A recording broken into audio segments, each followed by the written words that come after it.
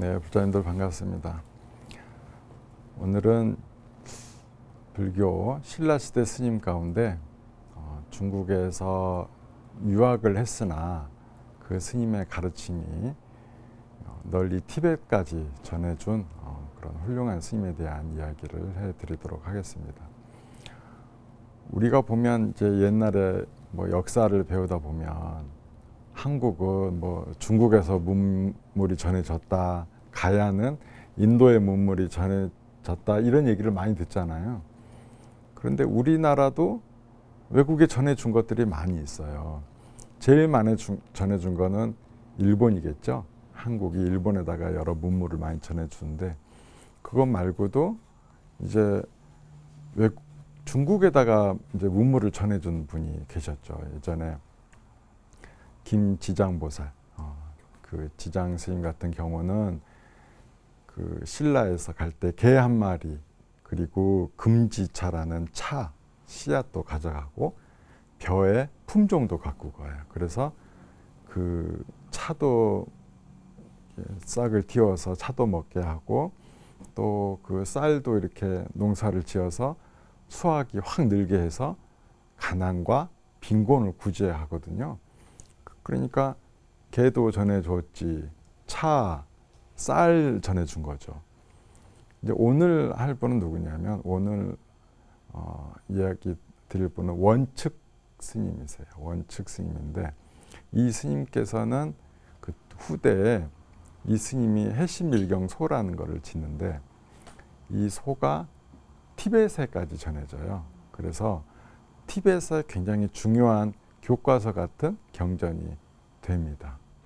그러니까 참 멀리까지 전해진 거죠. 그래서 이분의 이야기를 좀 해드리도록 하겠습니다. 이분 같은 경우는 이제 신라 분이죠.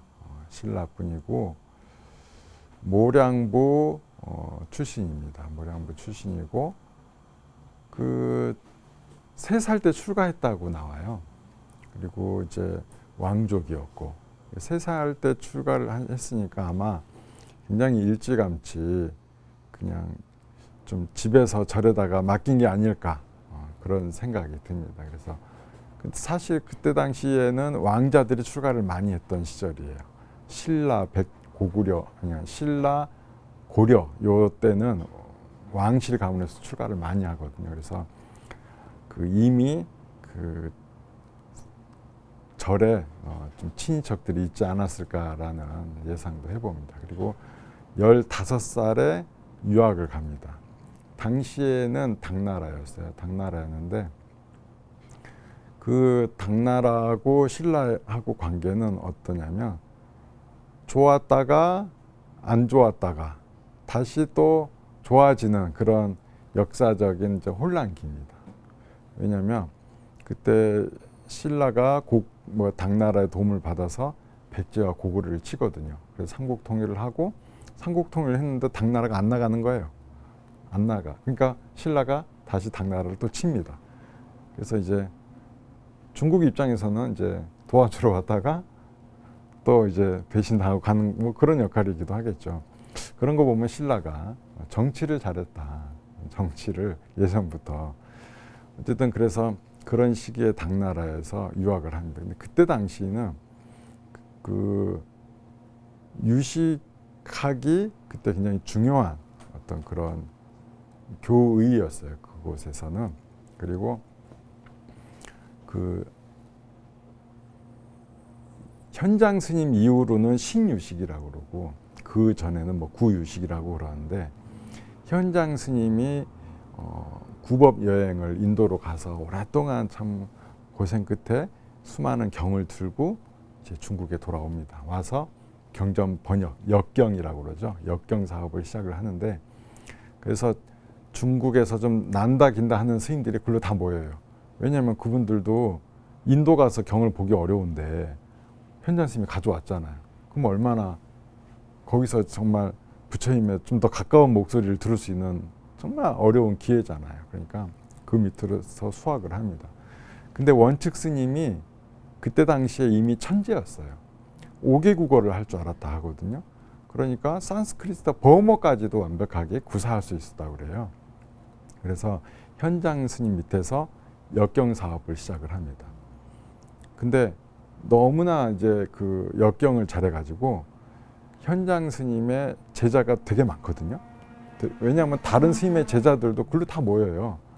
왜냐하면 워낙 그 현장 스님이 가져온 경을 보기 어려운, 이제 처음 보는 경들을 이제 먼저 볼 수 있는 게 얼마나 큰 영광이에요. 그러니까 서로 공부하려고 이렇게 옵니다. 와서 함께 번역하면서 공부도 해가면서 그렇게 합니다. 당시에 규기 스님하고 원측 스님이 현장 스님의 최고의 제자 두 분이 그렇게 됩니다. 실제로도 중국에 가보면 그 현장 스님의 그 탑이 세워져 있는 곳 좌우측에 이제 왼쪽에는 이제 원측 스님, 오른쪽에는 규기 스님의 탑이 지금도 세 분만큼만 이렇게 나란히 있어요. 그것만 보더라도 원측 스님이 얼마나 그 높은 위치에 있는지를 알 수 있겠죠. 원측 스님 같은 경우는 그래서 이제 당시 아무튼 최고 스타는 현장 스님이었기 때문에 현장 스님의 제자인 것만으로도 아주 그냥 세계적인 인물이 되는 거예요. 그래서 당시에 신라의 왕이 신문왕이었는데 신문왕이 원측 스님을 데려가려고 이렇게 편지글을 이제 보냅니다. 그런데 안 가요. 안 가고 근데 본인이 안 갔다기보다는 안 가고도 있겠지만 나라에서 당시 왕이 측천무후였거든요. 측천무후가 못 가게 합니다. 왜냐하면 측천무후가 원측 스님을 생불로 모셨다라고 나오거든요. 살아있는 부처님으로 존경하고 모셨다고 그래요. 이 측천무후 같은 경우는 여걸이죠. 근데 그 재밌는 게 여성으로서 황제에 등극한 최초의, 나머지는 다 황후로서 정치적인 역할을 했는데 이분은 본인이 아들 둘을 패하고 본인이 왕이 돼요. 엄마가 그러기가 쉽지 않은데, 그래서 본인이 그 주나라라는 이름, 나라까지 당나라를 주나라로 바꾸고 꽤 오랫동안 이분이 재위 기간이 거의 50년 가까이 됐다고 그래요. 그래서 근데 재밌는 게 되게 나라를 잘 다스렸어요.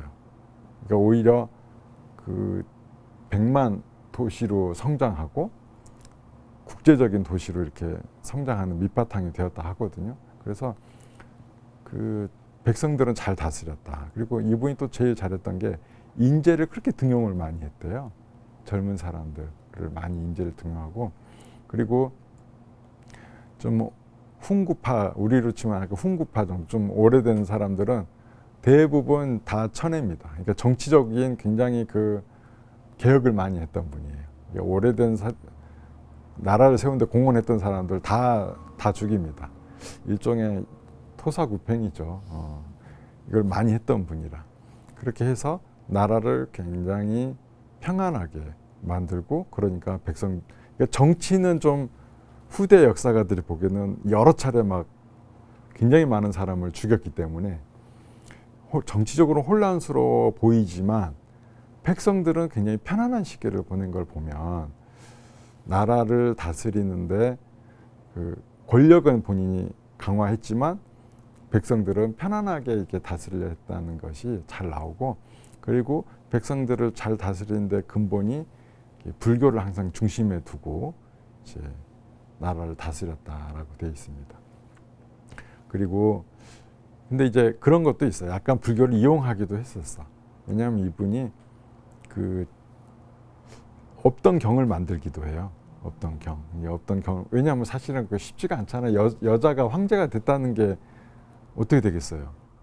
글쎄, 쉽지가 않잖아요. 지금도 쉽지가 않은데 그때 당시에 여자가 황제가 된다는 건 굉장히 뭔가 위험한 상황이지. 여러 공격들이 많을 거 아니에요. 그런데 그것을 좀 정당화하고자 부처님의 말씀으로 여자가 황제가 된다, 뭐 이런 이야기를 쓴, 그러니까 뭐 지금으로 참 도참 사상 같은 그런 것들도 이제 넣어가지고 본인이 황제가 됨을 정당화시키기도 하죠. 근데 이분은 기본적으로 늘 스님들을 많이 보호하고 했습니다. 그 중에 중요한 스님이 우리 원측 스님이시고, 원측 스님이 이제 을 또 왜 이렇게 따랐냐면 스님의 그 지혜가 남달랐고, 그리고 마음, 사람의 마음을 꿰뚫었고 다 알았다 그래요. 우리가 이것을 불교학적으로 보면 이제 제가 아까 신유식, 구유식 그랬잖아요. 유식학이라고 그러는데, 유식, 식이 있다. 유식이라는 이야기 들어보셨어요? 식이 있다는 건데, 여러분 육식이 뭔지 아세요? 모르는 척하지만 이미 알고 계세요. 우리가 반야신경을 보면 안이비설신의 뭐 무색성향 이러잖아요. 그러니까 무안이비설신, 안이비설신의가 안식, 이식, 비식, 설식, 신식, 의식 6가지 안이비설신의에 식자만 붙이면 돼. 이거를 다 합치면 육식이 되는 거예요. 그럼 육식은 뭐겠어요? 몸과 마음이지. 이 몸과 마음이 도대체 어떻게 윤회를 하는가. 근본에 있는 마음속 팔식인 아레아식이 그 육식과 그 사이에 있는 말라식이 이제 왔다 갔다 하면서 업이 쌓이고 그러면서 윤회를 하는 바탕이 되고 뭐 그렇다는 이제 교리예요. 근데 자세히 들어가면 이 유식학도 정말 많은 공부를 해야 되는, 불교로 치면 심리학, 요새로 치면 심리학이에요. 심리학이고 사람의 마음을 아주 분해를 해냅니다. 거기 보면 공부 어려운데 재밌어요. 그러니까 사람의 마음을 들여다보는 것도 그런 느낌이 있기 때문에 그 공부를 해보면 재밌습니다. 근데 이제 이런 유식학 때문에 좀 불교가 어렵다라고 이야기 되기 때문에 사실 유식학에 대해서 이렇게 많은 분들이 아마 잘 모르실 거예요. 좀 어려운 부분들이 있어 스님들이 잘 안 가르치려고 하는 게 있기 때문에 그렇습니다. 그렇지만 이것이 바로 이게 이제 티벳까지 전해지면서, 티벳이 또 이런 밀교 쪽이고 밀교 쪽의 그 마음을 다스리는데, 이 해심밀경 소를 텍스트로 딱 받아들여 가지고 공부를 많이 합니다. 많이 하고, 그러니까 티벳의 고승들의 문헌들을 이렇게 찾아보면 원측은 해심밀경소에서 이러이러 얘기하였다라고 해서 그게 본이 되는 거예요. 사람의 마음은 원측 스님이 말하기에 이렇다 하더라 이렇게 하면서 그걸 딱 앞에 놓고 그다음에 풀이가 들어가는 거예요. 그러니까 얼마나 원측 스님이 존경을 받았고 학식의 깊이가 깊었나라는 것을 알 수가 있겠죠. 특히 원측 스님이 배움의 깊이가 얼마나 깊은가를 뭘로 알 수 있냐면, 후대의 송고승전을 보면 원측 스님을 공격하는 말이 막 나와요. 원측 스님을 비난하고 공격하는 말이 그 글에 나와. 근데 왜 나오냐면, 그 현장 스님의 제자가 원측 스님, 규기 스님 최고의 두 제자가 있었다고 그랬잖아요. 그런데 규기 스님 측 제자들이 원측 스님을 공격을 하는 거예요. 어떻게까지 표현이 되냐면, 현장 스님이 규기 스님한테만 이렇게 성유식론을 가르치고 있었는데 몰래 그 마루 밑으로 숨어 들어서 원측 스님이 듣고 먼저 가서 다른 곳에서 그 내용을 그대로 강의했다. 가르침을 훔쳐갔다. 너무나 안타깝다. 뭐 이렇게 돼 있는 거예요. 근데 잘 보세요. 배움을 받았잖아요. 배움을 받았고 그것을 법회에서 설했잖아요. 그러면 자신의 가르침이 더 뛰어나면 누가 먼저 들어서 얘기한 게 무슨 의미가 있겠어? 그렇지 않아요? 내가 더 그 가르침을 깊이 이해했고 내가 한 번만 듣는 것만으로도 진리를 꿰뚫고 막 그 법문을 펼쳤을 때 너무나 정말 지혜로운 그런 법문이 쫙 나오면 먼저 들었다고 한 사람은 저리 잊혀지고 진실한 뜻에 가까운 사람의 이야기가 더 널리 전해지겠죠. 그렇죠? 그런데 원측 스님을 뭘로 비난했어요? 먼저 듣고 먼저 법문을 했다는 걸로 비난했거든요. 그건 왜 그렇겠어요? 뛰어넘을 수 없다. 뛰어넘을 수 없었던 거예요. 오직 먼저 설할 것밖에 장점이 없어. 깊은 뜻은 원주 스님이 더 잘 알아. 깊은 뜻을 아는 데는 도저히 따라잡을 수가 없어. 그런데 뜻도 깊이 설하시고 법문도 먼저 하셨어. 그러니 이제 그 깊이에 대한 이해는 공격할 수가 없는 거지. 그냥 먼저 한 것만 갖고 뭐라 하는 거죠. 그래서 그걸 보면 감히 원측 스님의 어떤 그 불교에 대한 이해도를 다른 이가 따라잡을 수 없었다라는 것을 바로 알 수가 있는 거죠. 그 글귀 때문에.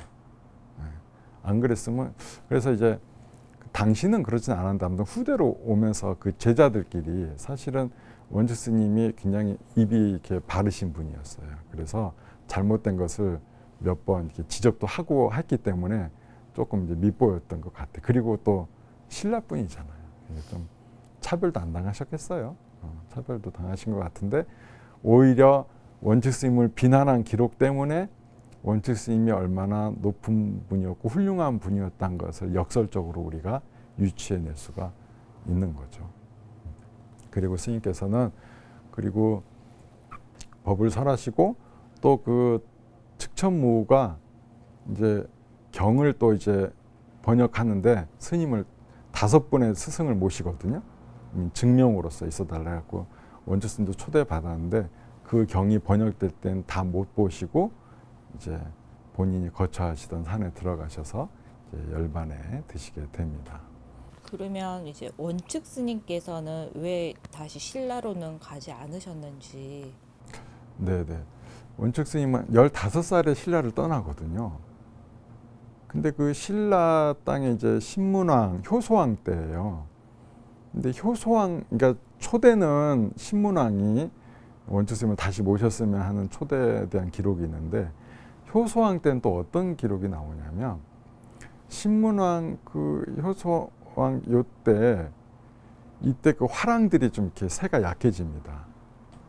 이미 삼국은 통일했고, 그러니까 똑같죠. 측정모와 똑같은 그 토사구팽 일이 그대로 벌어집니다. 그 신라 왕실에도. 그래서 화랑들이 전쟁은 끝났는데 화랑들이 세면 드세면 어떻게 되겠어요? 나라가 위태롭잖아요. 자기네 정권이. 그러니까 화랑들을 이렇게 찍어 누릅니다. 근데 그때 찍어 누르면서 어떤 사건이 벌어지냐면 저기 화랑 중에 그러니까 어떤 화랑 중에 시골로 갑자기 끌려가요. 모량부 싸는 사람한테 끌려가요. 끌려가서 갑자기 일을 해. 근데 이 화랑이 부모님께도 자기 소식을 못 전할 만큼 급하게 끌려가. 근데 화랑이라 하면 얼마나 그 신라 삼국 통일의 주역인데 그때 당시는 그냥 그 모량부 사람의 말 한마디에 그냥 갑자기 끌려가는, 그래서 시골에서 그냥 막일하고 있었던 거예요. 그래가지고 그 도반이랄까 이들이 함께 갑니다. 간데 얼굴도 못 보게 해요. 뇌물을 대신 주고 겨우 이제 얼굴을 봅니다. 그게 나중에는 화랑의 주인을 화주라고 그러거든요. 그이한테 이게 보고가 돼요. 그러니까 이게 화주가 너무나 화가 난 거지. 자기 소속의 부하를 데려가다가 그러니까 부산까지 데리고 왔다가 거든요. 부산에서 막일 시키니까. 그래서 효소왕한테 보고를 합니다. 그러니까 효소왕이 그 사건을 보고 그 일을 끌고 갔던 그 관리를 이제 죽여라 이래요. 근데 도망가요. 그러니까 도망가서 못 잡으니까 자식을 대신 잡습니다. 자식을 대신 죽여요. 그리고 그이가 모량부 사람인데 모량부의 모든 관리들은 전부 다 삭탈관직을 합니다. 다 잘라요. 다 자르고 모량부 출신의 스님들까지도 싹 다 절에 못 들어가도록 합니다. 그러니까 이제 허름한 절은 갈 수 있으나 종이 있는 사찰은 출입을 금한다 이래 하거든요. 그러니까 아주 이제 종도 없는 작은 사찰로만 살 수 있게 된 거죠. 대대적인 모량부 사람에 대한 탄압이 들어가는 거죠. 그런데 이 원측 스님의 고향이 어디예요? 모량보입니다. 모량보. 제가 볼 때는 이것을 이미 알고 계시지 않았을까. 아니 가게 되면 후대에 또 위험한 일이 있을 수가 있다. 왜냐하면 이 원치 스님 같은 정도의 수양과 지혜였으면 충분히 그 정도는 예측했으리라 생각이 됩니다. 그래서 그렇지만 또 다행히 그 제자들을 신라 땅으로 보내서 이 신라 땅에도 그 원측 스님의 제자들이 활동을 하게 됩니다. 그래서 중국에서 이제 입적하셔서 그 부분은 우리한테 보면 어떻게 보면 안타까울 수 있지만 현실적으로도 신라 땅에 돌아오시기가 쉽지는 않았다. 오히려 그것이 원측 스님에는 잘된 일일 수가 있고, 그리고 또 중요한 것 하나가 측천모가 보내주지 않았다. 놔주지를 않는 거예요. 그런 훌륭한 스승이 이제 나가는 것 자체가 나라의 큰 손해다. 왜냐하면 사람이 현자인 거지. 나라의 지혜로운 스승이 그런 분들이 나라를 탁 지켜줘야 나라가 안녕하고 평안해지는데, 그런 분이 떠나게 되면 국운이 쇠퇴한다라고 느낄 수도 있는 것이죠.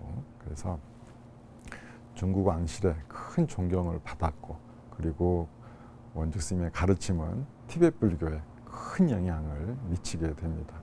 그래서 우리 한국의 어떤 문화와 문명이 근래 들어서 또 세계의 여러 가지 방식으로 전해지고 있잖아요. 그 시작은 김지장 스님과 원측 스님이 먼저 시작하셨다. 그리고 한참 지난 뒤에 우리가 다시 또 그 역할들을 하고 있다라는 것을 알 수가 있습니다. 자, 부처님의 가르침 속에서 늘 평안하시고 행복하게 지내시기를 축원드리겠습니다.